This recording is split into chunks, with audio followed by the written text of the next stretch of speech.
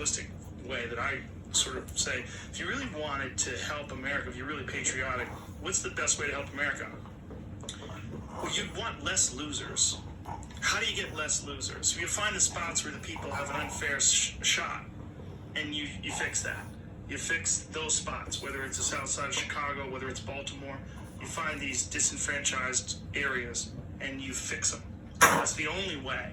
You give people much more opportunity. You give people, you set it up so people have, if not the same advantage, a far superior advantage than they have now in terms of their ability to make it through navigate the terrifying waters of being a young adult and getting through the system without going to jail and without making terrible mistakes, and then having some sort of an economic opportunity that it gives you hope that you actually strive for something and you get rewarded for your effort, and you see other people get rewarded for that effort as well, and that becomes the model that you're using. You use this model of, the model that we see in a lot of upper middle class communities. You see, there's a path. Mike made it through. Look at Mike. Now he has a Corvette. Tom made it through. Look at that nice house. And you see that, and you just emulate that. Whereas in these communities that have been established, they've had this problem for decade after decade, and nothing's been done about it. And so they hear all this talk from politicians about black unemployment and this and that, but meanwhile the fucking neighborhood's exactly the same. No one's done anything to fix it. No one's done anything to and I think it's a tremendous problem in terms of what effort needs to be done to fix it. And I'm a moron. I'm not the guy to fix it. I don't understand how it could be done. I don't know, but I do understand that there's not work being put into doing it, other than through the people in the community and community activists and some people that have that are philanthropists that have tried to figure out a way to do their best to put a dent in it. It's never been addressed on a national level. It's not addressed no president has ever made an address, even Obama, where they've sat down and said, here's the areas of this country where it's really hard to make it, and this is what we're going to do to fix that. Yeah, I agree, but I still don't think you're at the root. What's the root? The root is a system that is so politically corrupt that it is not even interested in doing what it needs to do.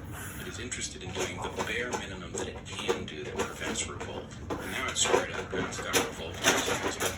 If you actually wanted to solve this problem, you have to solve it at the causal level, right? You can't have a system in which people are choosing between candidates from two corrupt parties, both of which are hell-bent on stealing well-being from them and transferring it to their actual constituents.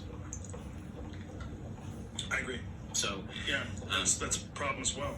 I don't think it's a problem as well. I mean, imagine for a second, right? How did we get here? It's 2020. We are facing a global pandemic, which incidentally I do want to talk to you about. Okay. We are facing a global pandemic. We are facing rioting in the streets, a movement that's showing signs of a Maoist challenge to the most fundamental aspects of the West, right? And we're going to have to choose between Donald Trump and Joe Biden. What? Right? Neither one of these people is capable of or inclined towards the kind of leadership that you have just described we would need. Agreed.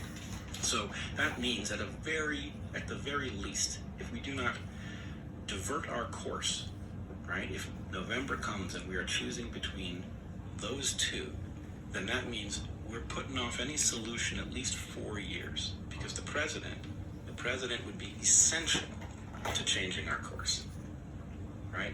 And this is just built into these parties now, right? Obama, I can't figure out why it's the case.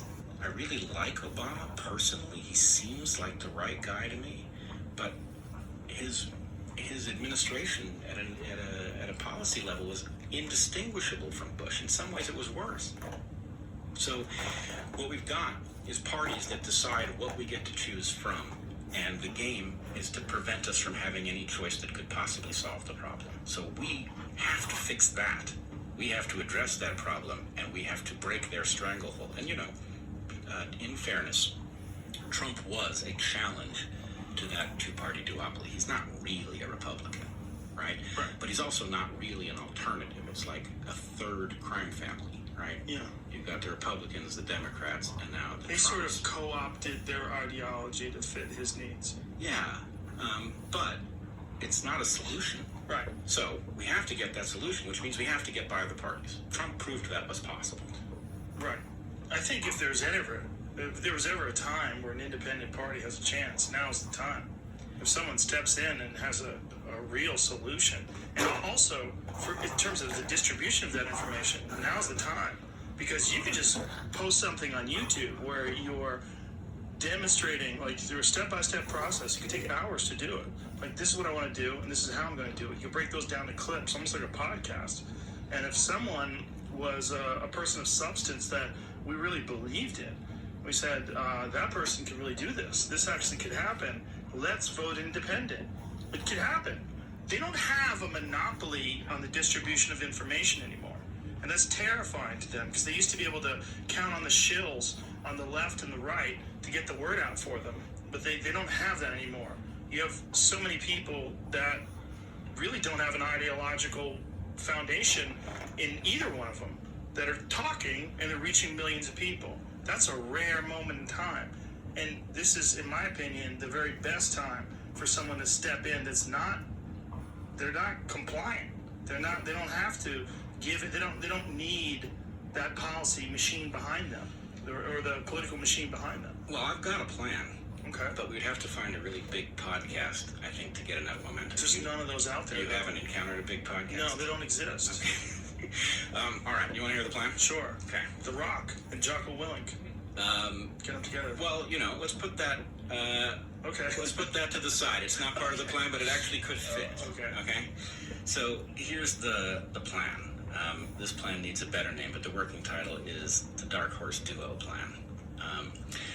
And the plan looks like this. We draft two individuals. We find two people. One of them is center left and one of them is center right. And these people have to have certain characteristics, a minimum set. They have to be patriotic, they have to be courageous, and they have to be highly capable, right? But that's it. Okay. Center left and a center right. And we pair them together. And we draft them with the following plan, that they will govern as a team. That is to say, every important decision will be discussed, and they will decide what to do as a team. And only in cases where they cannot reach agreement, or whether something has to be decided on a very short time scale, like a military decision, does the person who inhabits the role of the president govern alone. Okay? We draft these folks, and then 4 years down the road, they switch. And the one who had run for president now runs for the vice presidential spot, and the one who was vice president now runs for president. And they continue this way until one of two things happens. Either we vote someone else in, or one of them has inhabited the office of president twice and is no longer eligible, and then that person has to be replaced. So we have a patriotic team governing together from center left and center right. When you say drafted, that's the problem. Like, someone has to be motivated to ruin their fucking lives to try to run this country, because that's what happens to everybody that does it. I agree, but then that's an obstacle. You're spelling out an obstacle that I would argue is solvable, that we know these people. Ooh. Okay, so let's just say that's the plan so far. Yes. We can talk about what problems it solves as much as you want. Fuck, I should have a drink and listen to this. You're welcome to have a drink. It's probably a good idea. I'm kidding, but go ahead. Okay, so here's my proposal. So the plan could be right, and my proposal for who we draft could be wrong, and I'm happy to see other people swapped in. Okay. But my proposal would be Admiral William McRaven on the right. You know who that is? No, I don't. Okay, he is a Navy SEAL, former Navy SEAL.